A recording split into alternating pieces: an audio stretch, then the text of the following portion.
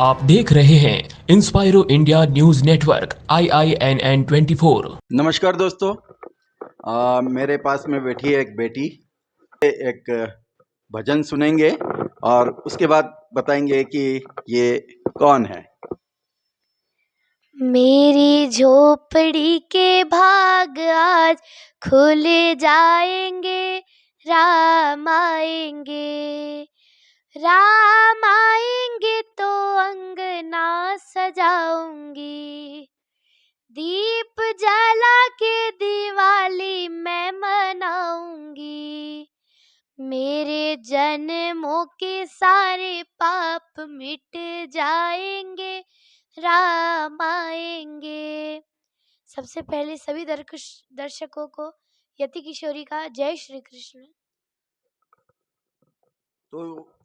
तो दोस्तों, ये थी यति किशोरी। यह भी उदयपुर में है और उदयपुर में श्री श्याम सेवा ट्रस्ट द्वारा जो नानी बाई को मायरो कथा की जा रही है, वो उस कथा व्यास में यति किशोरी बैठेंगी और 3 दिन की कथा जो आप यति किशोरी जी के मुख से सुनेंगी। उदयपुर में श्री श्याम खाटू श्याम जी का मंदिर बनने वाला है, भव्य मंदिर बनने वाला है। उदयपुर से 13 किलोमीटर दूर तुलसीदास जी की सराय के पास में यह मंदिर बनने वाला है और इसी उपलक्ष्य में 3 दिन की कथा का आयोजन रखा गया, जिसमें यति किशोरी जी कथा करेंगी। और बड़ा आश्चर्य हो रहा है मुझे कि आप एक छोटी सी यति किशोरी जी बहुत बड़ी कथा करने जा रही है। ठाकुर जी की कृपा है, वरना सभी लोग मुझसे कहते कि आप इतनी छोटी सी उम्र से करती हैं। वैसे तो मैं 6 साल की थी, जब मैं 6 वर्ष की थी तब हमारी कुल देवी जीन माता है, उनका मंगल पाठ मैंने सीखा और सबसे पहले लता मंगेशकर जी के स्टूडियो में वो रिकॉर्ड किया। उसके बाद श्याम बाबा के कीर्तन में, ठाकुर जी के कीर्तन में मैं भजन गाने लगी। 1 साल पहले मैंने श्री नानी बाई के मायरे की पावन कथा करनी शुरू करी। यति किशोरी, आपके क्या उम्र क्या होगी आपकी? मेरी उम्र अभी 12 वर्ष की होने वाली हूँ मैं, 1 महीने बाद। अच्छा, 1 महीने बाद में 12 वर्ष की होने वाली हैं और कथा कर रही है नानी बाई को मायरा। मतलब आप ये सोच सकते हैं कि इस उम्र के जो बच्चे हैं वो अभी मोबाइल से भी बाहर नहीं निकल पाते हैं। उस उम्र में यति कथा कर रही है, हजारों लोगों को कथा सुना रही है, अपने आप में बहुत बड़ी बात है। यति बड़ा आश्चर्य होता है इस पे। ये जो कथा करने का जो भाव जो है आपके दिमाग में कैसे आया और कितनी कथाएं आप कर चुकी हैं, इसके बारे में बताएं। अभी मैंने 15, ये मेरी 15वीं कथा है। सबसे पहली कथा मैंने मुंबई में करी थी, उसके बाद कलकत्ता, बनारस, हरिद्वार, बहुत सी जगहों पर मैंने कथा करी। और मेरे अंदर ये भाव, मेरे जो परदादा जी हैं शिव भगवान जी चौहान, उन्होंने 1 मास तक, सावन का जो 1 मास होता है उसके अंदर 1 मास तक बिना कुछ खाए पिए सिर्फ एक तुलसी के पत्ते पर और जल पर वो रहे थे, और वो भी दिन ढलने के बाद जल या कुछ भी नहीं खाते पीते थे। तो उनकी भक्ति की वजह से आज मैं यहाँ पर हूँ और मेरे घर में भी पूरे समय, हर समय भक्ति में ही भाव होता है, स्पिरिचुअल है सभी लोग। सभी लोग, मेरी माता श्री भी शिव जी के भक्त हैं, मेरे दादी दादा हमेशा से मेरे प्रोत्साहन स्रोत रहे हैं। आज मैं नानी बाई के मायरे की पावन कथा कर रही हूँ। वो कथा मुझे मेरे चाचा जी ने सिखाई है। तो पहले से ही घर में भक्ति भय माहौल रहता था, तो उसी की वजह से मेरे अंदर भी जब कृष्ण जी की लीलाएं सुनती थी तब मेरे मन में भी भाव जागृत हुए कि हमें भी कथा करनी है, ठाकुर जी को ही रिझाना है। इसका मतलब मुझे लगता है आप स्कूल नहीं जाती है, ये सब कथा ही कर रही हैं। नहीं, मैं स्कूल भी जाती हूँ, पढ़ती भी हूँ। अच्छा, और पढ़ भी रही हैं? अच्छा। मैं जब मुंबई में रहती हूँ तब तो मैं स्कूल जाती ही हूँ, और जब ऐसे कथाओं में आ जाती हूँ या भजन करने जाती हूँ तब मेरे चाचा जी हैं, वो मुझे पढ़ा देते हैं। थोड़ी सी अगर अड़चन आती है पढ़ाई में, वो भी हम कर लेते हैं। कभी जब एग्जाम होती है तब थोड़ी बहुत अच्छा, कौन सी क्लास में पढ़ रही हैं आप? अभी मैं 7th में हूँ। तो ये कथा करने की वजह से तो मार्क्स में कुछ आपके इफेक्ट होता होगा थोड़ा बहुत? थोड़ा बहुत होता है, लेकिन वो ठाकुर जी की कृपा से वो भी मैनेज हो जाता है। अच्छा, वो भी टॉप कर रही है। हाँ, हाँ। तो ये यति किशोरी हैं, उदयपुर में कथा करना ही है, 3 दिन की नानी बाई को मायरा, और इससे पूर्व भी कई सारी कथाएं ये कर चुकी हैं। यति, एक बड़ा प्रश्न मैं पूछ रहा हूँ आपसे कि अभी भारत में पूरा धर्ममय एक माहौल बना हुआ है, पूरा राममय माहौल बना है। अभी हाल ही में रामलला की प्रतिष्ठा हुई है 2 दिन पूर्व ही। क्या कहना चाहेंगे आप? जब रामलला की प्राण प्रतिष्ठा हुई तो बहुत ज़्यादा खुशी हुई, और हम सभी ने वो देखा कि अयोध्या में इतना सुंदर पूरी अयोध्या सजी है। राम जी की प्राण प्रतिष्ठा हुई है। हमारे इस देश के पीएम जी, श्री मोदी जी, उनकी वजह से ही आज ये हुआ है। उन्होंने ही इतना बड़ा कदम उठाया, तभी जाकर श्री राम जी का प्राण प्रतिष्ठा हुआ, और बहुत खुशी हुई ये देखकर। और मेरा ये भी सुनने में आया कि वहाँ पर कई दिनों से सूर्य नहीं उग रहा था, लेकिन जिस दिन प्राण प्रतिष्ठा थी, सूर्यवंशी जी के आने की खुशी में सूर्य अपने स्थान पर आया। कितनी बड़ी बात है! आज के युग में इससे बड़ा चमत्कार और क्या हो सकता है? मेरे मानने में तो यही है। और पूरी धरती राममय हो रही है, भगवान की लीला कर रही है, तो बहुत अच्छा लगता है ये तो देख। एक भजन कोई राम का सुनाएंगे आप? हाँ, अभी राम जी की प्राण प्रतिष्ठा हुई, हाँ। तो उसी के लिए एक नया भजन लिखा गया है। जुबां जुबां पे राम होना चाहिए, ऐसा हिंदुस्तान होना चाहिए। रघुकुल रीत जो अपनाए वो प्राणी ऊंचा है जग में। राम के पथ पे चले हमेशा, गुण ना ढूंढे सब में। वाणी में सम्मान होना चाहिए, ऐसा हिंदुस्तान होना चाहिए। वाह, क्या खूब है। पूरा राममय माहौल बना दिया यति आपने। यति, मैं आपसे पूछना चाह रहा हूँ कि कितनी साल की जब आप थी उस समय, ये आपके जहन में आ गया कि मैं इस प्रकार की कथा करूं या मैं भजन गाऊं, या आपके दिमाग में एक तरीके से पूरा धर्म घुस गया आपके? जब मुझ में ऐसा हुआ, तब मैं 6 वर्ष की ही थी। जैसा कि मैंने आपको बताया, पहले मैं जीन माता का मंगल पाठ करती थी। उसके बाद मेरे जो चाचा जी हैं, उनके मन में वो कथाओं से, इन सब चीज़ों से जुड़े हुए थे। तो उनके मन में यही था कि अब मैं भजन करती हूँ तो मुझे कथा भी सिखानी है। और उसके बाद जब मैं कृष्ण जी की लीलाएँ सुनती थी, भगवान की कथाएँ सुनती थी, राम प्रसाद जी, राधे कृष्णा जी महाराज, राजेश्वरानंद जी महाराज, सभी लोगों को जब मैं सुनती थी, तब मेरे मन में भी ऐसे भाव आए कि हाँ, मुझे भी करना है। और जब लॉकडाउन आया 2020 में, तब मैंने लॉकडाउन के अंदर ही हमें अपॉर्चुनिटी मिली, तब मेरे चाचा जी ने मुझे नानी बाई के मायरे की पावन कथा सिखाई। और श्रीमद् भागवत, और मेरे बड़े पापा जो श्याम अग्रवाल जी हैं, उन्होंने अपने एससीआई चैनल के द्वारा मुझे लॉन्च किया। उनका सबसे बड़ा हाथ है मुझे इन ऊंचाइयों तक छुआने के लिए। उन्होंने ही अपने चैनल से मुझे लॉन्च किया, तभी जाकर आज मैं आपके उदयपुर में आई हूँ नानी बाई के मायरे की पावन कथा करने। तो आप कथा तो कर ही रही हैं, लेकिन जो भजन आपने 2 अभी सुनाए हैं बहुत ही सुरीली आवाज में, तो ये जो कंठ आपने पाया है सुरीला, ये कैसे है? इसकी भी तैयारी कर रही हैं आप? इसकी भी तैयारी कर रही हूँ। अभी मैं शास्त्रीय संगीत पे ज़्यादा ध्यान दे रही हूँ, क्योंकि मुझे वो भी सीखना है। और मुझे, जैसे अभी हमारे गुरुजी, एक मेरे गुरुजी हैं, वो मुझे घर पर सिखाने आते हैं। और अभी एक और मेरी गुरुजी उनको बनाने जा रहे हैं। अच्छा। उनका नाम है सोहिनी मिश्रा। वो बहुत सारे, मतलब वो बॉलीवुड में हैं, तो शास्त्रीय संगीत का ज्ञान उनको बहुत अच्छे से है। इसलिए उनके सानिध्य में मैं अब शास्त्रीय संगीत की जानकारी ले रही हूँ। बॉम्बे की रहने वाली हैं आप, जन्म आपका बॉम्बे में हुआ है, कल्चर एक अलग है मुंबई का पूरा। और जैसा मैंने सुना है कि आप मारवाड़ी में भी कथा कहती हैं, कथा उदयपुर में भी शायद मारवाड़ी में कथा करेंगी। आपकी बोलचाल की भाषा घर की मारवाड़ी रही है? हाँ, अब जैसा होता है कि मारवाड़ी लोग आपस में कभी भी मारवाड़ी में बात नहीं करते। गुजराती लोग गुजराती में करते हैं, बंगाली लोग बंगाली में करते हैं, लेकिन मारवाड़ी लोग कभी मारवाड़ी में बात नहीं करते। लेकिन हमारे घर की एक अच्छी चीज़ है, एक अच्छी ख़ासियत है कि हमारे घर में जितने भी लोग हैं, हमारी जॉइंट फैमिली है, सभी लोग एक साथ में रहते हैं, तो सभी लोग मारवाड़ी में ही बात करते हैं जब घर में रहते हैं।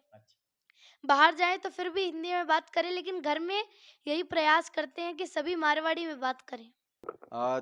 तो राजस्थान से जो आपका झुकाव है, राजस्थान मारवाड़ी अब अच्छी बोल लेती है, ये इसका क्या कारण है?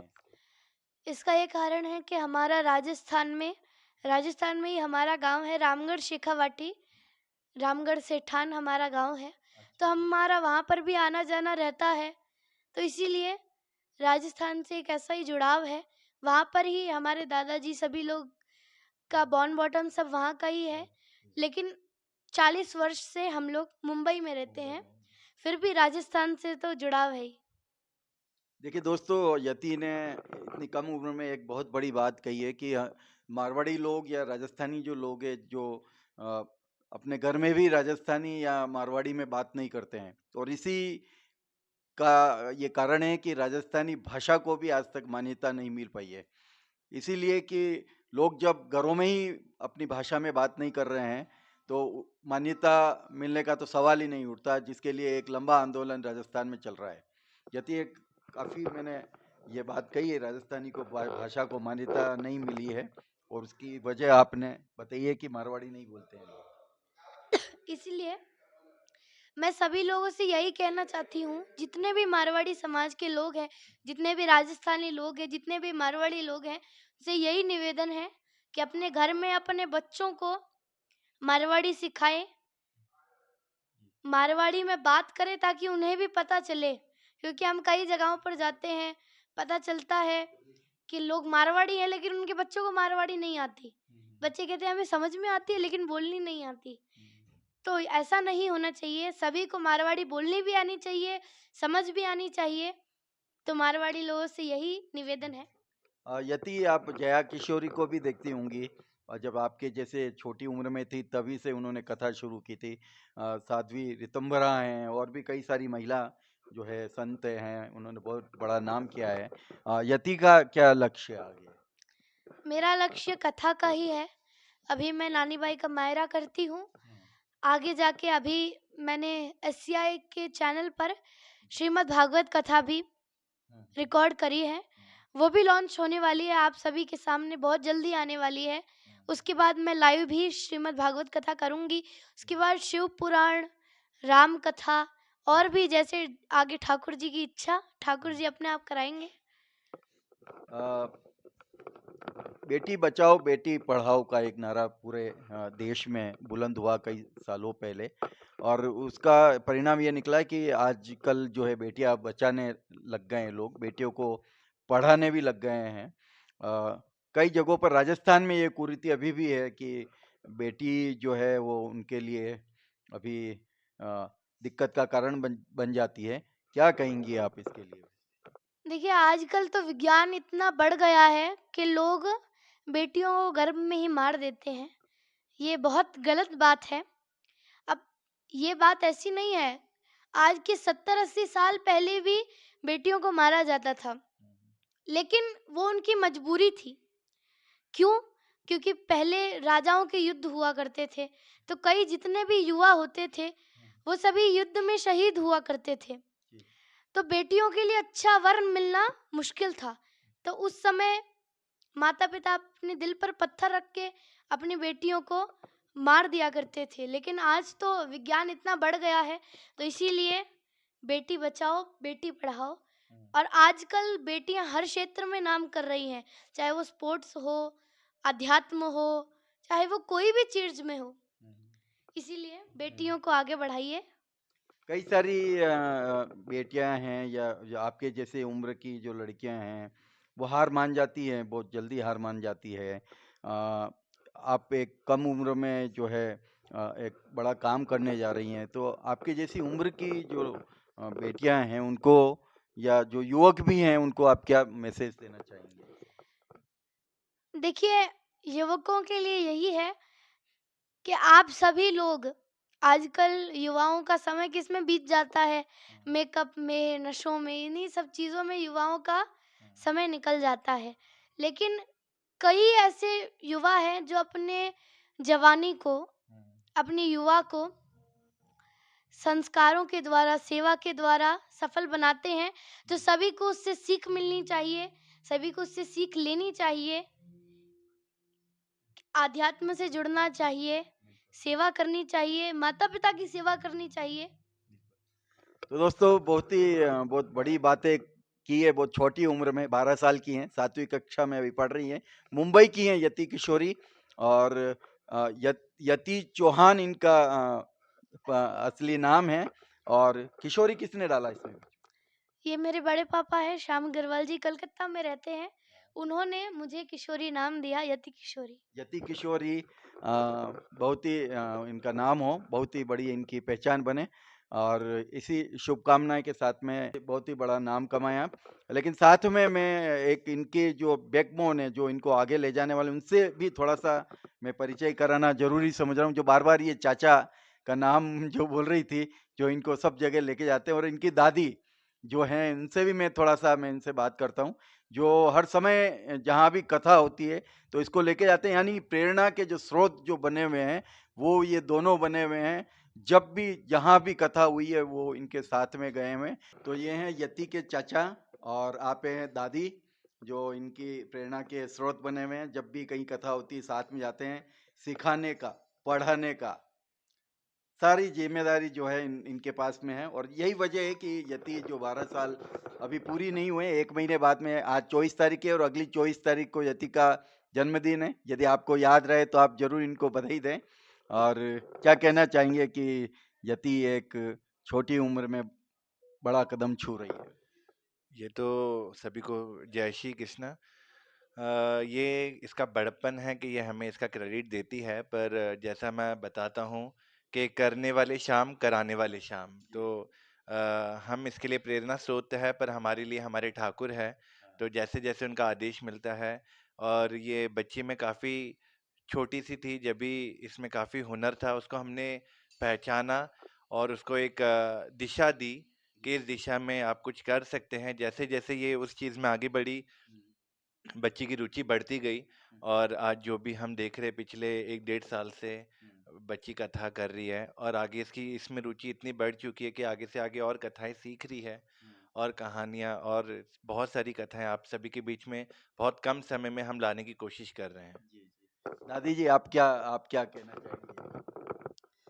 बस जीन माता हमारी कुल देवी है, उसका प्रसाद है, वो मैंने झोली में ले रखा है, और जहाँ वो लेके जाती है मैं उनके नाम लेके निकल जाती हूँ।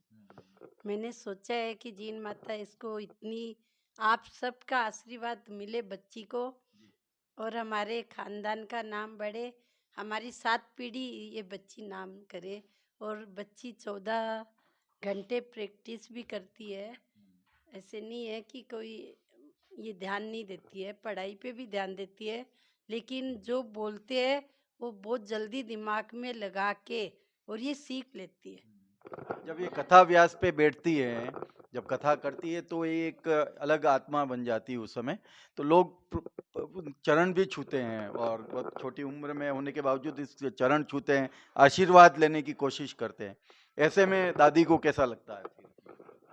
मेरे को बेटी नहीं है, मेरे को बहन नहीं है, मेरे को मतलब बुआ नहीं है खानदान में, तो मैंने सोचा था कि मेरे को बेटी होगी तो मैं कुछ करूँगी, लेकिन 3 बेटे हुए।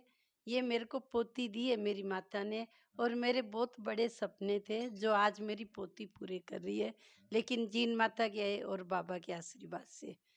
और आप लोग हैं ना, इसको आशीर्वाद दे रहे हो, तो मुझे लगता है कि मेरी पोती बहुत नाम करेगी। तो ये हमने बात की यति किशोरी जी से, उनके चाचा से और दादी से। उदयपुर में 3 दिन की कथा हो रही है, विद्या निकेतन में। नानी बाई को मायरो, श्री श्याम सेवा ट्रस्ट की ओर से यहाँ पर मंदिर बन रहा है, श्री खाटू श्याम जी का भव्य मंदिर, जो राजस्थान में दूसरा सबसे बड़ा मंदिर होगा। और यति किशोरी 3 दिन की कथा करेंगी। आप जरूर इसका रसास्वादन लेने के लिए आएँ विद्या निकेतन सेक्टर 4 में, और आशीर्वाद दें कि ये जो बच्ची है और भी अपना नाम बढ़ाए, समाज का नाम बढ़ाए, राष्ट्र का, देश का, भारत का नाम बढ़ाए।